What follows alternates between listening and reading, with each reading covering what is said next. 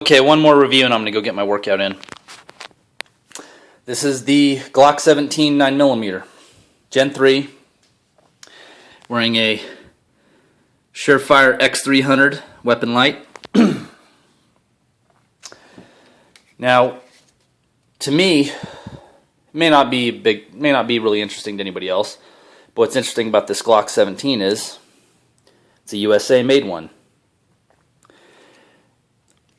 You know, I hadn't really been up on what Glock was doing too much. You know, I thought the latest thing was Gen 4 models, and that was, 3 years ago. So, excuse me.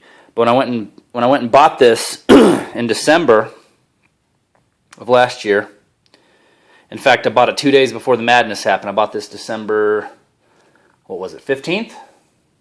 And Sandy Hook, we're not going to get into that, but it happened on the 17th.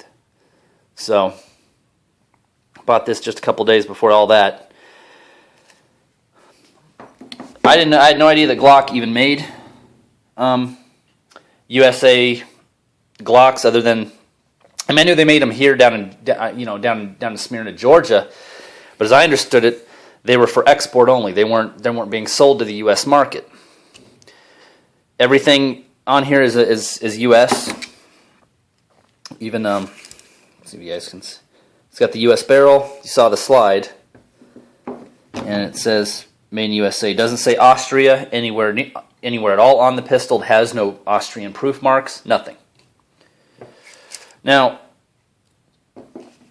when I bought this, I had a Gen 4 Glock 19.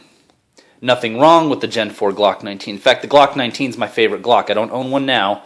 I'm going to get a Gen 3, hopefully a 19C very soon, because I want to get the compensated one, and I want to set it up as a carry gun. Traded the Gen 4 19 for this guy, and I specifically requested Gen 3s. And see, Gen 3s are kind of, I don't know what things look like out where you guys all live, but it's like, it almost seems like here in Colorado, Gen 4s are the norm, and Gen 3s are becoming more and more scarce. And I don't know if a lot of people are just going after them, or if they're just not in demand anymore, so they're just not stocking them. I really don't know. But this is a Gen 3, so I got it, snatched it up. Came with 17 rounders, which, you know the Glock 17. 17 rounds, Federal Hydra-Shocks. Standard, it's a standard plain Jane Glock 17 9mm. Except it's a US made one. And this finish here, I don't know if you guys can tell. It's got that it's a dull matte finish, because as I understand it, Glock no longer uses Tenifer on their United States, on the pistols that they have here in the US, on the ones they're either manufacturing or importing, but as I understand it, they don't use Tenifer on the American Glocks anymore, because it has something to do with EPA violations. So I don't know. I don't really like that. Well, the matte finish is okay. It kind of reminds me of the Glocks back in the 80s and 90s. It's okay. I did like the old finish that kind of had that sparkly look, kind of like a blacktop.